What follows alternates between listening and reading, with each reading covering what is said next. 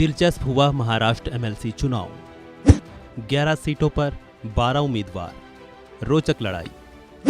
5 सितारा होटलों में शिफ्ट हुए एमएलए, क्रॉस वोटिंग का सताया डर। महाराष्ट्र में रिजॉर्ट पॉलिटिक्स की फिर एक बार वापसी हो गई है। मामला है एमएलसी चुनाव का। महाराष्ट्र में एमएलसी की 11 सीटों के लिए चुनाव होना है और विधान परिषद के 11 मौजूदा सदस्यों का कार्यकाल 27 जुलाई 2024 को खत्म हो रहा है।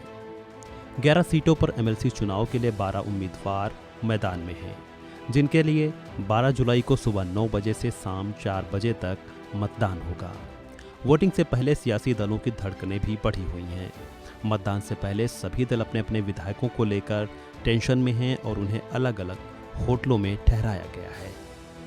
महाराष्ट्र का यह एमएलसी चुनाव काफ़ी अहम माना जा रहा है, क्योंकि 3 महीने के अंदर ही राज्य में विधानसभा के चुनाव भी होने वाले हैं। इसलिए इन चुनावों को सेमीफाइनल के तौर पर देखा जा रहा है। बता दें कि महाराष्ट्र विधानसभा के सदस्य दक्षिण मुंबई के विधान भवन परिसर में एकत्र होंगे, जहां सुबह 9 बजे से शाम 4 बजे तक मतदान होगा और वोटों की गिनती शाम 5 बजे की जाएगी। महाराष्ट्र विधान परिषद की कुल 12 सीटों पर चुनाव होना है। महायुति ने 9 उम्मीदवार उतारे हैं, तो वहीं इंडिया अलायंस ने 3 प्रत्याशियों को चुनावी मैदान में भेजा है।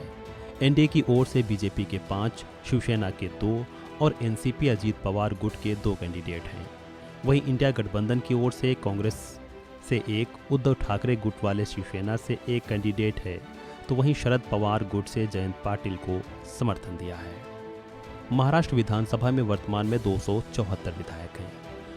अपने एक एमएलसी को जिताने के लिए किसी भी दल को प्रथम वरीयता वाले 23 वोटों की आवश्यकता होगी। एनडीए की तरफ से इस चुनाव में 9 कैंडिडेट उतारे गए हैं।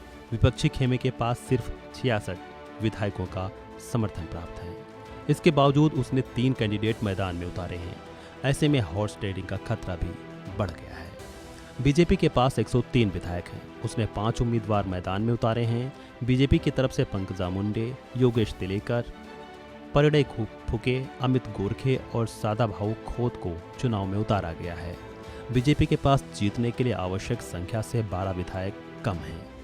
वहीं मुख्यमंत्री एकनाथ शिंदे के नेतृत्व वाली शिवसेना के पास विधानसभा में 37 विधायक हैं। शिंदे की शिवसेना ने 2 उम्मीदवार खड़े हुए हैं और उनके पास भी 9 विधायकों की कमी है। इसके अलावा अजीत पवार के नेतृत्व वाली एनसीपी के पास 39 विधायक हैं।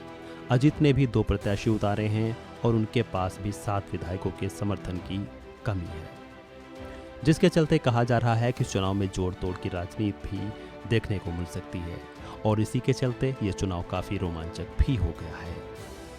बहरहाल वोटिंग के बाद मतगणना शाम 5 बजे से होगी। देखना होगा चुनाव में क्या कुछ सामने आता है।